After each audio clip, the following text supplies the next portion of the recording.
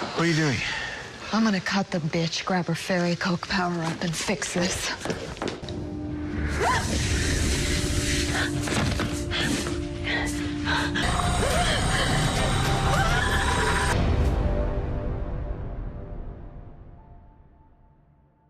What's up, Sunday fams? Welcome back to another episode of Watching Sundays. If this is the first time you're catching us, my name is Flip. I'm the Filthy Casual. And I'm Element. I'm the geek, the nerd. I like to go above and beyond and just look beyond the surface of everything and just kind of theory craft and speculate whatever we're seeing on the shows. Yeah, we've got two perspectives colliding at the center of this show, and we just like to have fun. Go at it with a casual perspective, sometimes argue, but for the most part, we're just here to have fun.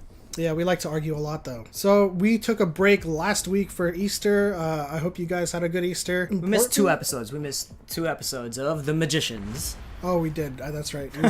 We did I think a casting video for the MCU X-Men.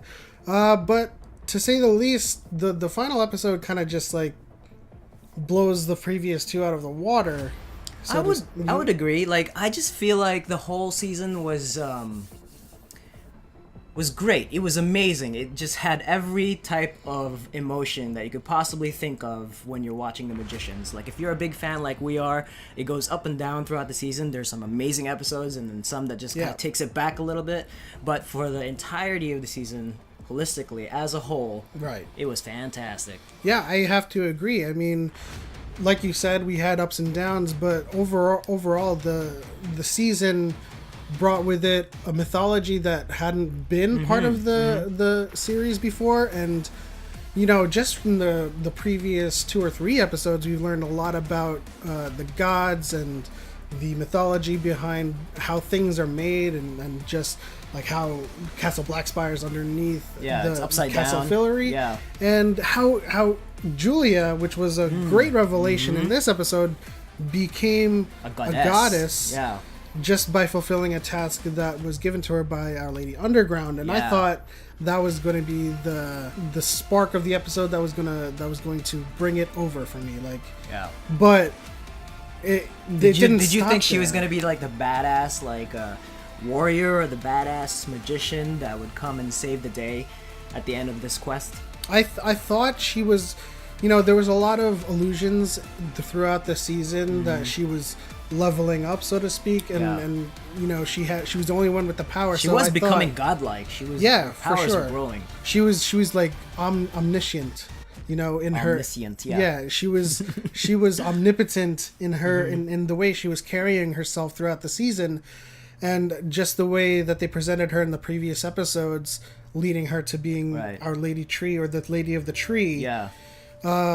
I didn't think she was going to be a badass, but I knew she really wanted her to be the right, one. and I just knew that she was going to have a larger role in the end. When I saw her become the goddess, and she was, you know, frolicking in the meadow with the rainbow goddess and learning about her powers, I thought that was going to be the end of her, so to speak, as part of the quest party, you know. But I was surprised because, for all intents and purposes, like, think what you will about Alice, but I knew she was gonna fuck things up in the end. Oh man, like, yeah, that is absolutely one of the things that in this entire season annoyed me. Yeah, you know, last season Q annoyed me because he was just brooding. This time he grew a little. He was a little bit more mature because Q's annoying. You know, Q's nuisance comes from just his character being a whiny bitch, right? He's a whiny bitch, yes. But Alice just keeps on, and in this episode particularly, she just keeps on thinking like she has this holier than thou, right? I know what's good for all of you, so I'm gonna act on my interests and your interests because I think my interests is for your betterment. Yeah, and so like when she did what she did, I was just like, no, I know, I can't. But I was just like, good job, Alice. You just made you were the outsider this entire season. You just made yourself the more like of an outcast now. Yeah, she definitely was. What happened at the end of the episode that truly brought things like in a full circle? They brought magic back with the 7 keys. Julia sacrificed her godly power, just like Prometheus did in the mythology, and they brought magic back, and Dean Fogg made this incredibly... it was such a twist. It was an incredibly devious plan. I did not see any of that coming whatsoever. Okay, so don't tell me in the previous episode, there was a hint that Dean Fogg was having like an aside with someone else. I didn't predict that it was Irene. And I didn't predict it was the Order. I just knew that Dean Fogg was up to something.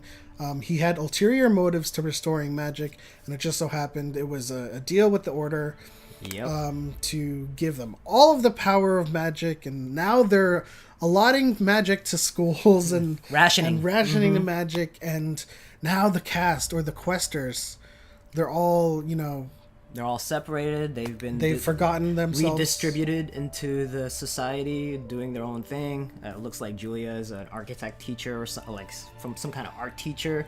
Q is back to his bookworm self, like being out in the world. But they're also like they've forgotten everything. They've forgotten everything. So Q is Brian. Dean Fogg got that magic potion and gave it to all of them. They forgot all their memories. Yeah, and they're all basically different people with magical backgrounds they know nothing about, and the ending with Elliot. Wait, well, the monster that was locked in the faraway castle, or the castle at the end of the world, I would assume can shapeshift or can create a facade, right? So it was revealed in the episode that it can body jump. So when Elliot shot the monster with the God bullet, the monster jumped to the all to those the girl. Like that gold. Yeah, it jumped to the girl, and then the girl came out to Alice. Is like, "Will you play with me?" And Alice says so. In the end, she was like, "It has the power to body jump. It's the most dangerous power." That. Wow, that's awesome. And so at the very end, it's in Elliot, and it's like, "Will you play with me, Q?" It's like, "I'm Brian. I don't know what you're talking about." And this is the arc that's going to happen in the next season, and I think it's a brilliant move by because like you can't just have. This season was the fantastical, mythological. It was the sci-fi journey. Quest, right? Like, yeah. Yeah, and so next season, I'm predicting next season. All right, let's go. Let's hear it. What's going on? Next season is back to basics, right? They're trying to stop the Beast again, but the Beast is something a little bit more powerful. The gods are afraid of him. I can't say anything past that because I don't know exactly what kind of powers or the ceiling that this monster has in terms of abilities, but obviously he's going to be the villain. Yeah. He's going to take the form of whoever he body jumps to. And it's interesting to see that Elliot's the first person because Elliot... I think it's brilliant. Like, I think the writing was brilliant to reset the entire world back to the basics, as you said. Like, you can't have balls. Like, they have so much balls to write it this way, and they can. It's proven from time and time again. The kind of episodes that we were watching, they seem to just have a grasp of making or writing stories that they know the fans are going to embrace. It will be continually interesting. Yeah, and like at the end of this season, at the end of this episode, I was like either mad and then like it took me like 5 to 10 seconds to say, "Oh my god, that was fucking amazing." Yeah. Like that's it, like season 3. And like in this season, you know how he said it was like the fantastical, it was the mythological. You got to find a way to write beyond that. I mean, you're already defying the gods. You killed a god. Now you're getting all these keys to bring magic back because they turned it off. How do you go from fighting the god's will to the next season? Like, what's the big bad? Obviously, it's a monster that the gods created that they fear themselves. Yeah. And I just, I can't wait. Yeah, I mean, I think my prediction is, Dean Fogg and Alice, they team up. He might, regret his deal. Maybe not. I don't know. But I feel like it's Dean Fogg and Alice. They go out on a mission to regain their memories or to re-establish their characters once again. Back to the basics, learning magic again, or like coming together somehow, some way to defeat once again the Beast for season 4. And I think this marks also the emergence of combat magic. Now, in this season, I've been waiting to see that. Yes, right. It's been a pet peeve of mine since the beginning of the Magicians. Like even in Harry Potter, we got some of our Expelliarmuses and our Avada Kedavras, but in this series, we've appreciated the subject material that they cover and how they cover it, but we haven't had full-on magician shit, right? Yeah, full-on combat. So in this season, obviously, they were restoring everything, and they had to do this puzzle, putting the pieces together to get magic back. Now, they have a clear foe in their way. Right. They have the monster. The gods are scared of him, but magic is back. And from what we saw in the end of the episode with Irene and her little combat magic, I was like, give me this next season. I want to see people combat, or I want to see people fighting each other with some real combat magic. Yeah.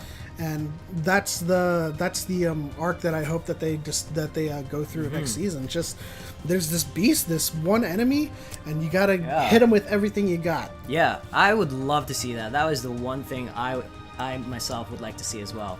What does the magic in this world look like in a fight? Right. We've seen little snippets of that, but it's it was just little pieces. We've seen people own each other, right? We've never seen people clash. Right. Like two powers just can't, Yeah. What did you guys think about this season? Did you like it? Did you hate it? We thought it was amazing. Magician Season 3 was a big smashing hit.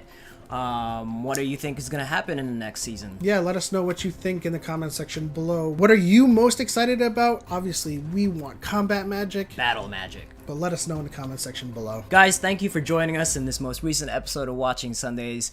Please hit the like, subscribe button. It helps us so much because we want to grow this community. Hit that bell notification for more videos. And once again, have a great and amazing week. See you next time. Bye.